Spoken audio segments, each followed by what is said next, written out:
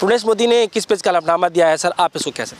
ये तो हलफनामा एक प्रोसीजर के तहत है। ये सब भी पार्टियां जब नोटिस हो जाता है ना किसी भी मुकदमे में सुप्रीम कोर्ट में, तो दूसरी पार्टी को उसका जवाब देना होता है, उसको समय दिया जाता है कि भाई जो पिटीशन में बात लिखी है इसके काउंटर में आप क्या कहना चाहते हैं। इस एफिडेविट का नाम भी यहाँ पर प्रोसीजर में काउंटर एफिडेविट बोलते हैं। पिटीशन को काउंटर करने के लिए कोई एफिडेविट अपनी बात एफिडेविट के जरिए कहना, ओथ के साथ कहना, शपथ के साथ कहना, वो काउंटर एफिडेविट होता है।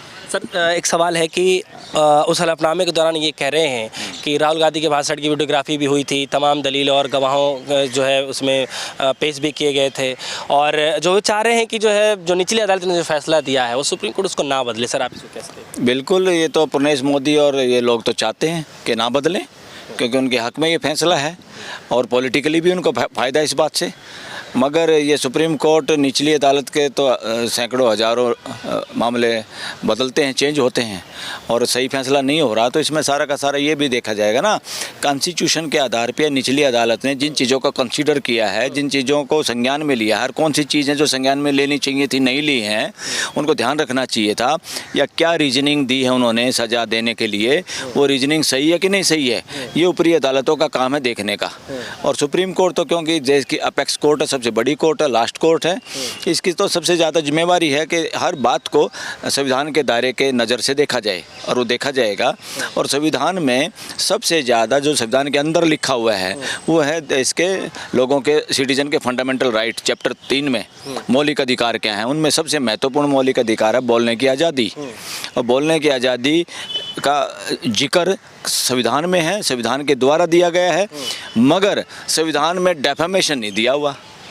ये तो बाद के कानून, संविधान के आधार पे कानून बनाते हैं हम देश में, जिस तरह के हालात हैं, ताकि लोगों का जीना सुगम रहे, झगड़े फसाद ना हो, या कोई अपराध करे तो दूसरे को उसकी सज़ा मिले। मगर यहाँ पे डेफेमेशन वाला जो केस है कि पूरे समाज को बेइज्जत किया है, डिफेम हुआ पूरा समाज, टोटली बकवास है, गलत है मेरे हिसाब से, और ज़्यादातर वकीलों की राय भी यही है और देश की राय भी यही है। अच्छा सर, जिस तरीके से वो कह रहे हैं कि जो है निचली अदालत के फैसलों को जो है ना बदला जाए, वो जिस तरीके से हलफनामे में कह रहे हैं, क्या ऐसा होता है सर कि जो निचली अदालत ने फैसला दिया है और उसको जो सुप्रीम कोर्ट जो है अगर उसमें कुछ गलत पाते हैं तो उसको बिल्कुल बदल भी देते हैं, फटकार भी लगाते हैं जजों को। अगर बकवास फैसला दिया है किसी जज ने, नीचे की अदालत ने, जो उसको नॉर्म फॉलो करने चाहिए थे, जो सुप्रीम कोर्ट की, हाई कोर्टों की फैसले हैं उसी से संदर्भ, उसी से संबंधित डेफेमेशन से, उनमें क्या क्या लॉ लेड है, क्या कानून बनाया है, सुप्रीम कोर्ट, हाई कोर्ट क्या कहते हैं डेफेमेशन के केसों में, उन सब चीज़ों को ध्यान में रखना होता है। नीचे की कोर्टों के जजेस को, नीचे की कोर्टों को, उनको ध्यान में रख के ही फैसले सुनाए जाते हैं। तथ्यों को, साक्ष्यों को ध्यान में रख के लॉ वो अप्लाई किया जाता है जो सुप्रीम कोर्ट इस तरह के केसों में डिसाइड करती है। उस लॉ के आधार पे फैसला, रीजनिंग देनी पड़ती है। अब कितना उस आधार पे दिया है ये सब सुप्रीम कोर्ट देखेगी। अच्छा सर, आपको क्या लग रहा है कि जिस तरीके से वो ये कह रहे हैं कि जो है माफ़ी ना मांगना, साथ ही साथ वो ये कह रहे हैं कि पिछले जो और भी जो आपराधिक मामले रहे हैं तो वो सब चीज़ों की भी दलीलें यहाँ पे दे रहे हैं, तो आप उसको लेकर क्या इससे कोई पॉजिटिव उनके लिए? ये माफ़ी मांगने की तो बात क्या है, दो आदमियों के बीच होता तो लोग बिना गलती के भी, थोड़ी छोटी सी भी गलती की माफ़ी मांग लेते हैं। बहुत बार ऐसा होता है, सुप्रीम कोर्ट में भी तो, हाई कोर्ट में भी होता है, डिस्ट्रिक्ट कोर्टों में भी होता है। मगर ये मामला दो आदमियों के बीच तो नहीं, एक पूरा मोदी समाज और एक आदमी जो दूसरा सामने है वो किसी पार्टी का नेता है, उनके बीच में है। इसका मिसयूज, इसका मिसयूज सारा का सारा पॉलिटिक्स के लिए हो रहा है। अगर दो आदमी का होता तो राहुल को कोई नहीं जानता, तो एक सामान्य आदमी होता तो राहुल माफ़ी चुपचाप भी मांग लेता, क्या फ़र्क पड़ता था। अब राहुल के माफ़ी मांगने से फ़र्क पड़ता है, देश की पॉलिटिक्स में फ़र्क पड़ता है, और इसके परिणाम अलग अलग तरह के होंगे। बीजेपी के लिए उसका अलग परिणाम है माफ़ी मांगने का, ना मांगने का, कांग्रेस के लिए अलग वो है परिणाम। ये खाली राहुल का मुद्दा नहीं है, पूरी पार्टी, पूरे लोगों की एक्सपेक्टेशन है। जब कोई लीडर होता है किसी भी पार्टी का, उसका इंडिविजुअल मामला नहीं होता, उसका कोई बयान, और वो बयान भी किसी उसमें दिया, उसका कोई घर की लड़ाई तो थी नहीं किसी मोदी के साथ, उसका कोई लेन देन तो नहीं किसी मोदी के साथ। जो व्यापारी लोग इसमें फंसे हुए हैं, उन व्यापारियों का कोई समाधान नहीं, सरकार की तरफ से कोई रिपोर्ट नहीं, उन पर कोई कार्रवाई नहीं, और चले पूरे समाज की इज्जत बचाने के लिए पूरे समाज की बेइज्जती होगी। इस तरह समाज की बेइज्जती होने लगी तो ये देश बोलेगा कब? इस देश को बोलने दोगे कि नहीं दोगे? पहले ही वैसे डरा हुआ है देश को किसी न किसी रूप में डराया जा रहा है। जो आदमी बोलता है उसके खिलाफ कार्रवाई कर रहे हैं, उनको मुकदमे में फंसाया जा रहा है। और इस तरह से अगर वो राहुल भी इस पर चुप रहते और माफ़ी मांग लेते, ये तो देश गूंगा हो जाता। और राइट टू एक्सप्रेशन के कोई मायने नहीं होते। राइट टू एक्सप्रेशन बड़ी चीज़ है, ये डेफामेशन बहुत छोटी चीज़ है। ये इंडिविजुअल मामला है और उस बात से जो अब निष्कर्ष निकालते हैं, शायद उन्होंने ये कहा क्या पूरा मोदी समाजी चोर है क्या? ये क्वेश्चन कोई भी रख सकता है भाई, क्या पूरा मलिक समाज चोर है क्या? उसका जवाब देना चाहिए समाज को, न कि उसको मुकदमा करके हमारी बेइज्जती करके। क्या बेइज्जती होती है इसमें?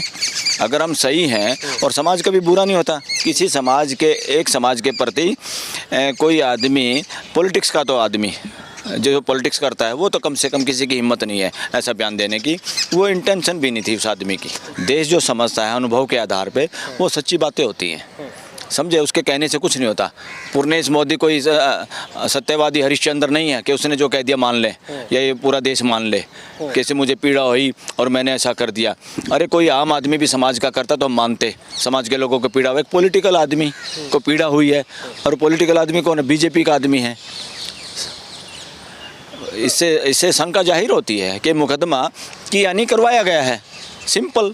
अच्छा सर, जिस तरीके से वो कह रहे हैं, जो हलफनामा दिया वो कह रहे हैं कि जो भी राहुल गांधी ने जो अर्जी दी है, उन अर्जी को जो है भारी भरकम जो है जुर्माने के साथ खारिज कर दिया जाए। ये तो सर हाँ, ये तो दूसरी पार्टी कहती है, वो तो अपने एप्लीकेशन में कहेगी कि सज़ा बरकरार रखे और जुर्माना किया जाए ताकि सबक मिले लोगों को, ये हो वो हो। इस तरह की तो मसालेदार लच्छेदार भाषा का यूज़ करना ही पड़ता। और वो क्या कहें, छोड़ दो इसको, वो कैसे कहेंगे? वो तो कहेंगे पकड़ो, सज़ा बरकरार रखो, इसको स्टे ना करो, ये करो वो करो। वो तो वही चाहेंगे जो उनके मन में है। इस बात से सर राहुल गांधी का जो मामला है, क्या लगता है? हाँ। इससे कोई फ़र्क नहीं पड़ता। ये तो दोनों पार्टियों के पटिशन, एक ब्लेम लगाता है, दूसरा उसका काउंटर करता है।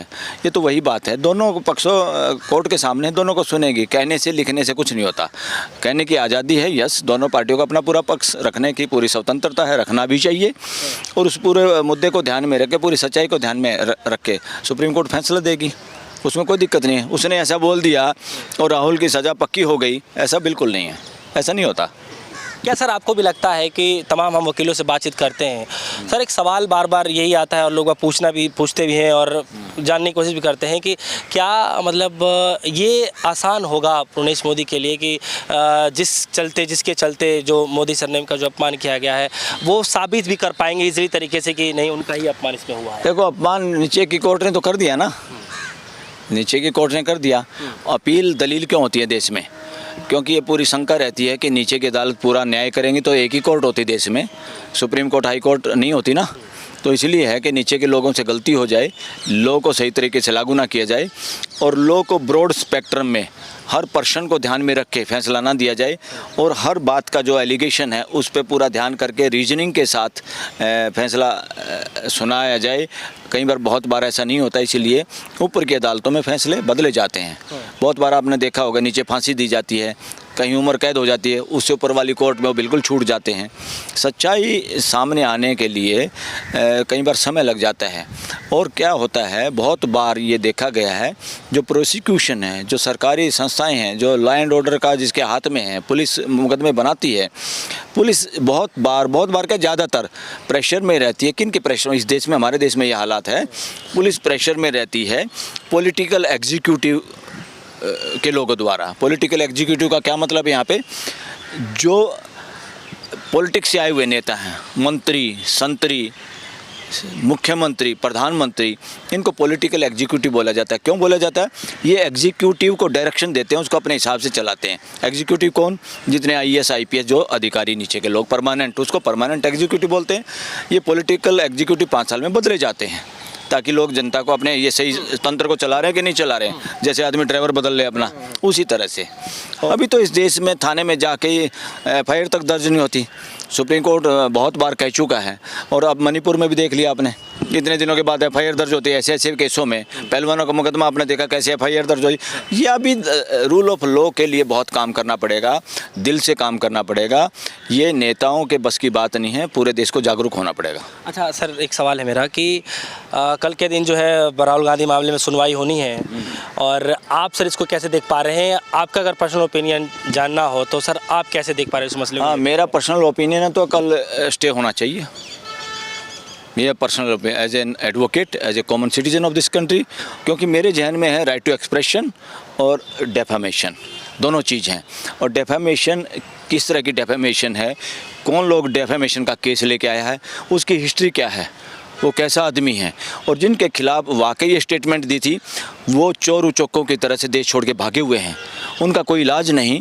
और एक आदमी नेता, वो भी उस पार्टी का नेता जो सत्ता में है, और वो केस करता है और उस आदमी के खिलाफ केस करता है जो किसी पॉलिटिकल पार्टी का शीर्ष नेताओं में से एक है। और जो मेन अपोजिशन है, इस सत्ता में जो लोग बैठे हैं, जिनकी मेजोरिटी है, उनके लिए विपक्ष में जो मेन पार्टी है वो वही पार्टी है, उसी पार्टी का नेता है।